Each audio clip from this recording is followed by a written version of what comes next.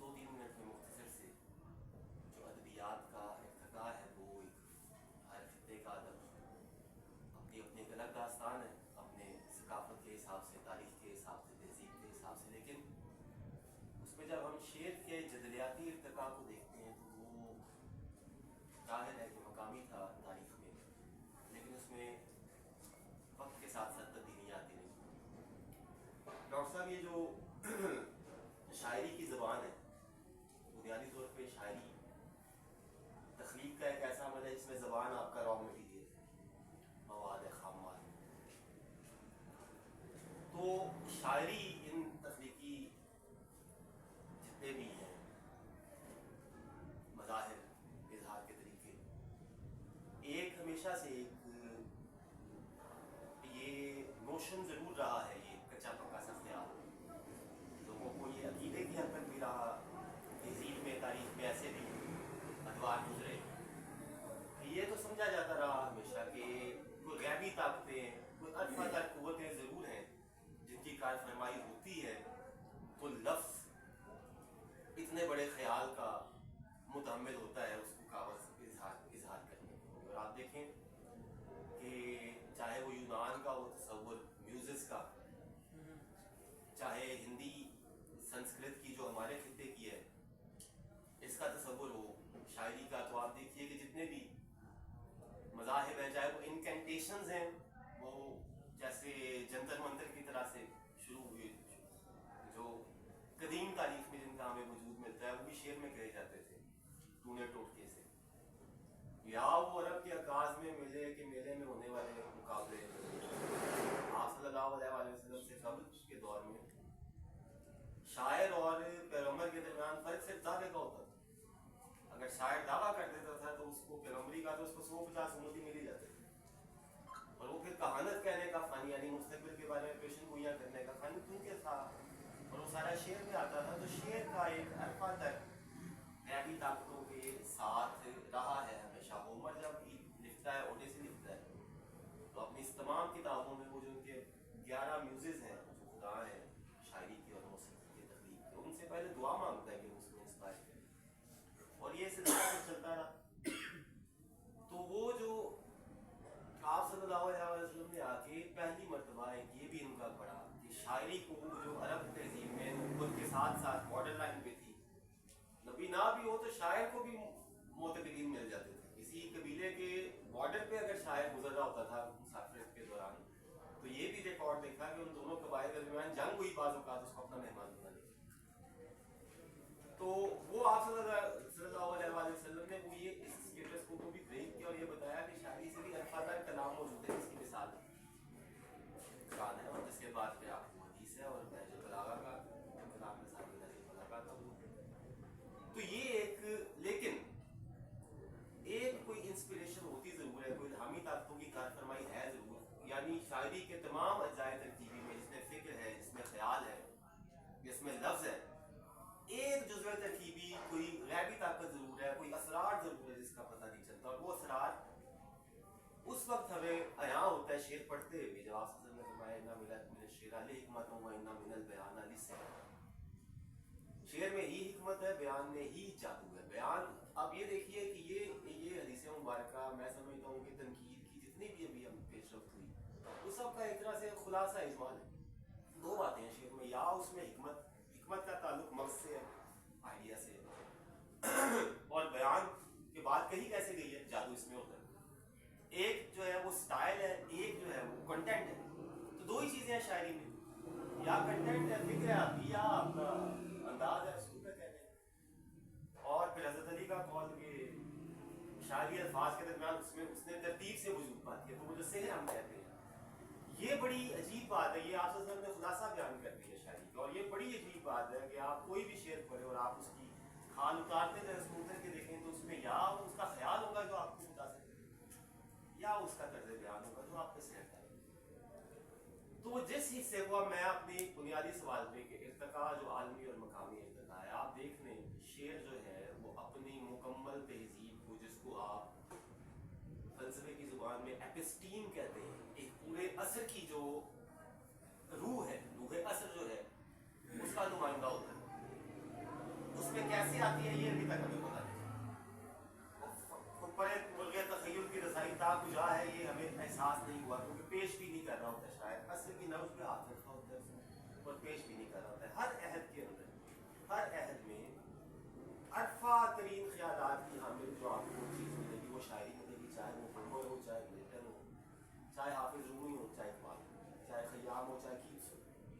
ارفع ترین سوالات، وہ سوالات جو ایک عہد کے اندر، ایک تہذیب کے اندر، ایک ثقافت کے اندر آدمی کے، فرد کے اور من حیث القوم اس پورے عہد کے اثر جو ارفع تر خیالات ہیں وہ آپ کو شاعری میں ملیں گے. شاعری اپنے ہر عہد کی نمائندہ ہوتی ہے، اور آپ کسی بھی عہد کی شاعری پڑھیں تو آپ کو تاریخ، جغرافیہ، فلسفہ وغیرہ اس کی درون بینی تک نہیں لے کے جائیں گے، لیکن وہ شاعر کا لفظ ہے، وہ اس مغنی کی نوا ہے جو آپ کو اس کا پتہ دے گی. اس کو آپ ایپسٹیم کہیں یا برکسوں کی زبان میں زیٹ جیسٹ کہیں، یا آپ اس کو کچھ اور نام دے دیں، لیکن وہ اس کو جو اس میں فکر ہے وہ فکر پوری اثر کی نمائندہ ہوتی ہے. آپ روایت میں دیکھیں تو آپ کو ایک اور طرح کا مابعد الطبیعاتی نظام ملے گا. مغربی شعریات میں بھی، عالمی شعریات میں بھی، اور ہمارے ہاں بھی جو روایت کا انقطاع ہوا اس کے بعد آپ کو وہ ایک مابعد الطبیعاتی نظام سے ایک ان ڈیٹیل آپ نے جو ہے نا وہ ایوالوشن کی بات کی، شاعری کے ایوالوشن کی بات کی. اچھا، ہم نے ایک آپ نے بات کی کہ نبی کریم صلی اللہ علیہ وسلم کے دور میں جو ہے وہ جو ہے نا ایک ڈفرینس جو ہے نا ان کو ڈیولپ کیا گیا کہ شاعری جو ہے وہ نبوت سے الگ ہے.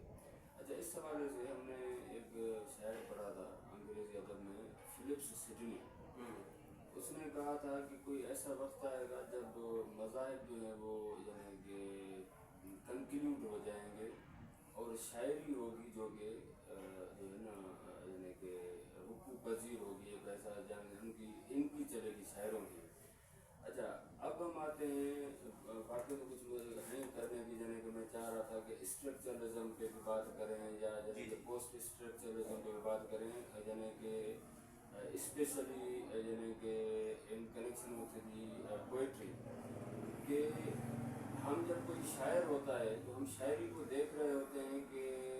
ان کے جو اسٹرکچر سے، ہم کنٹینٹ سے نہیں، اسٹرکچر سے ہم ان کو جو ہے پہچان رہے ہوتے ہیں کہ اگر قابل ہو تو ہم شان کہی دیتے ہیں، ڈھونڈنے والوں کو دنیا بھی نہیں دیتے ہیں. تو اس حوالے سے اچھا، جب ہم ادھر پھر جو شاعر حضرات ہیں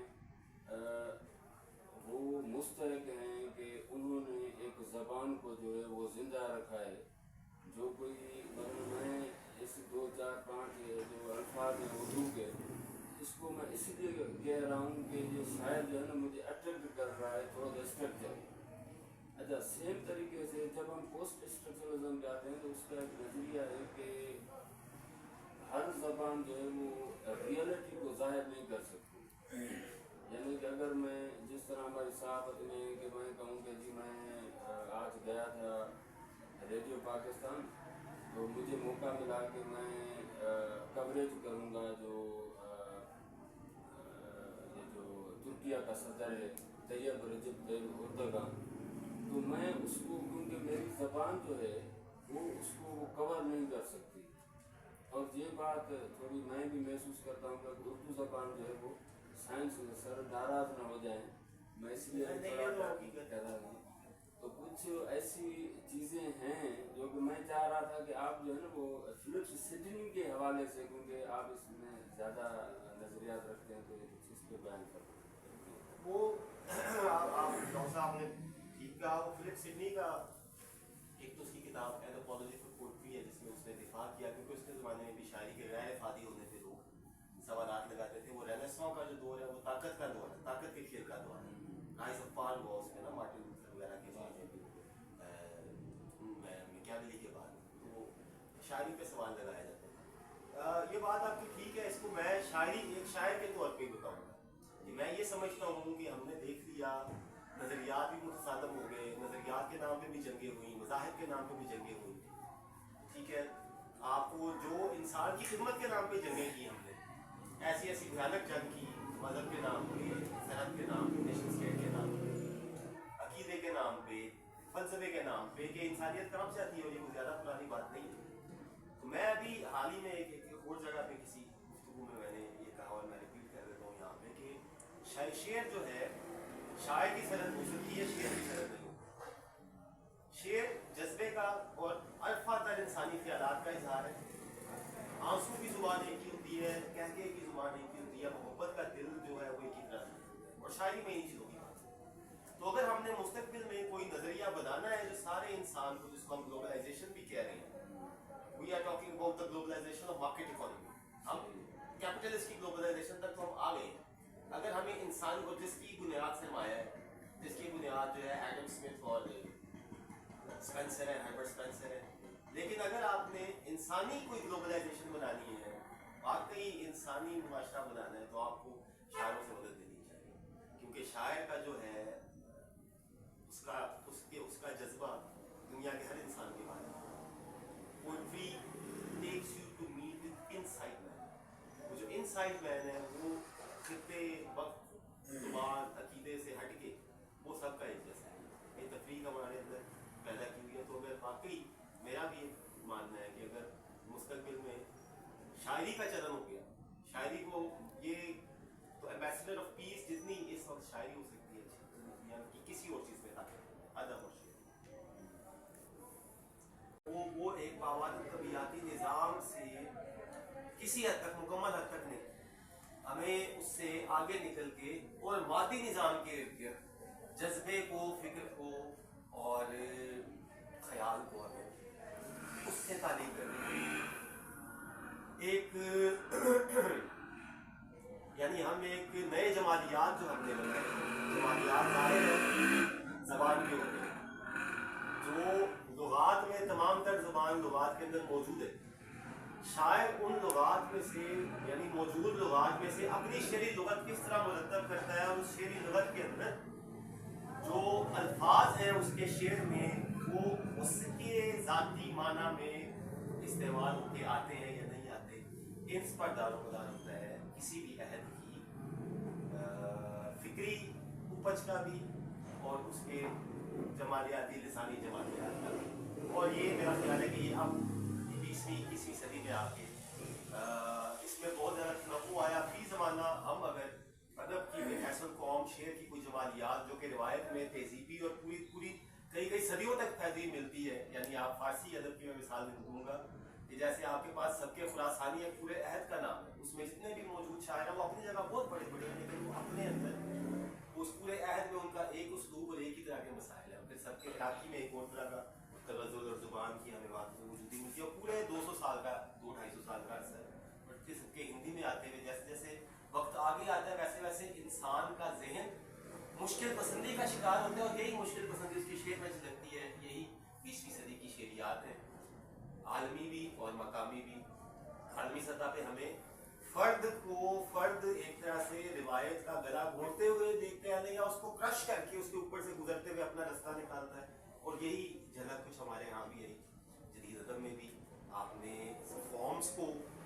तोड़ा और नई फॉर्म्स वज़ा की, बल्कि वो पूरी जो है थी, जो साफ थी ज़ुबान की भी, शायरी की भी, उसको तोड़ के माना बनाए। क्योंकि मेरा भी यही ख्याल, आप कहते भी हैं कि वो जो मुरब्बजा ज़ुबानी साख्तें थी वो मुआसिर मौजूदा जदीद इंसान के मसाइल के इजहार के लिए नाकाफ़ी थी। और शायरी में ये कहते हुए मुझे खुशी है कि अभी तक ये बोझ सहारा हुआ है, वरना जो मलूम जितनी पेशरफ्त हो चुकी है, शायरी की मौत का या शायरी की आउटपुट का होने का नारा कई मरतबा लगाया जा चुका। आप ये देखिए कि सनदी दौर में इस वक्त अगर मुझे असल को हम जज करने की कोशिश करें तो एक लफ्ज़ है, वो है कंज्यूमरिज्म। जो चीज़ इफादे की है उसकी बस कीमत है। तो शायरी इफादे की चीज़ नहीं है। इट्स नो मोर प्रैग्मेटिक जो हम लफ्ज़ इस्तेमाल कर रहे थे, वो कॉर्पोरेट या कंज्यूमरिज्म नहीं है। लेकिन इसके बावजूद शायरी पूरी तरह से अहद की कासी कर रही है। उसके अंदर मौजूद जो इंसान के दाखिली खारजी मसाइल हैं, जो माशरे के सवाल, वक्त से मुताल्लिक जो साइंसी इंकशाफात ने, पहले आपके पास अज़ल और रफ़त का सब कुछ और था, आज के रिलेटिविटी के बाद, नई साइंसी इंकशाफ के बाद वक्त का तस्वुर कुछ और हो गया। और ये वक्त का नया तस्वुर आ रहा है, अभी शायरी में आया नहीं है मुकम्मल तौर पर। वक्त का कोई नया शेर नहीं आया, कुछ सवालात भी हैं, कुछ मसाइल भी हैं, चीज़ें रातों रात नहीं तब्दील पाती। शेर ने बड़ा फासला तय करके यहाँ तक आया है, यहाँ से आगे तय करने के लिए बहुत फासला है, और इसके बारे में कोई भी बात नहीं की जा सकती। बाहर किताब पजीरी है, नमू पजीरी है, और खुदाए कलाम हम पर मेहरबानी करे, हमें अपने साए में रखे, हमें इसलिए कलाम मिलता है, हम ये बातें करें।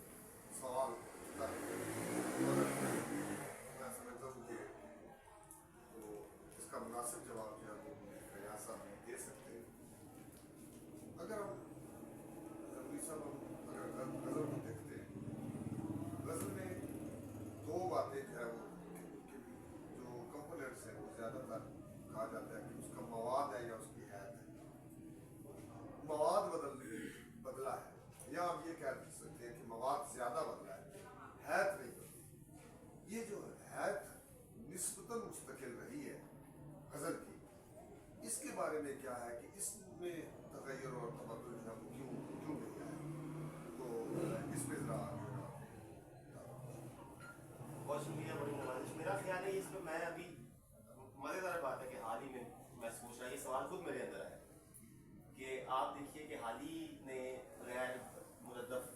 غزل کہنے کی اور تسلسل میں پیدا والی غزل کہنے کی کوشش کی. اور پھر آپ دیکھیے ہمارے یہاں نیم بیچ اس میں بات ہوتی تھی لیکن ہو چکی بہت زیادہ. تو میرا خیال ہے کہ یہ اس کی شاید ریزن یہ ہے, وجہ یہ ہوتی ہے کہ ہمارے یہاں تہذیبی ثقافتی حیت کا تعلق آپ کے ذہن کی ساخت سے ہوتا ہے.